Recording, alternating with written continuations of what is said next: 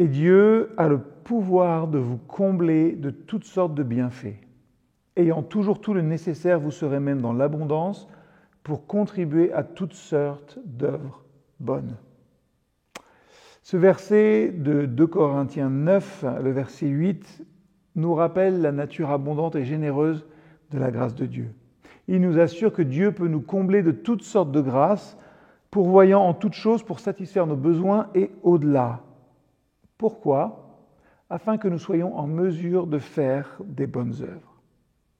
La grâce de Dieu n'est pas limitée ou mesurée selon nos mérites, mais elle est librement donnée en abondance à ceux qui se tournent vers lui avec foi.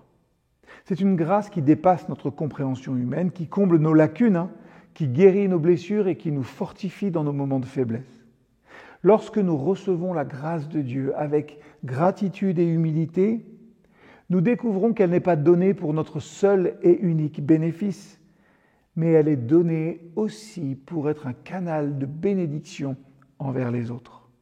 Nous sommes appelés à partager cette grâce abondante auprès de ceux qui nous entourent, en étendant la main, par exemple, pour secourir le nécessiteux, en consolant des affligés, en répandant l'amour de Dieu dans le monde. Aujourd'hui, prenez un temps pour méditer sur la grâce abondante de Dieu dans votre vie. Reconnaissez les nombreuses façons dont il vous a pourvu et vous a béni au-delà de ce que vous méritiez. Ensuite, cherchons ensemble des occasions concrètes de partager cette grâce avec les autres. Que ce soit en offrant notre aide, en partageant notre témoignage aussi de la grâce de Dieu avec un ami qui lutte peut-être, ou en pratiquant l'amour et la compassion, la bienveillance dans vos interactions quotidiennes. Cherchons des moyens d'être des instruments de la grâce de Dieu pour ceux qui nous entourent.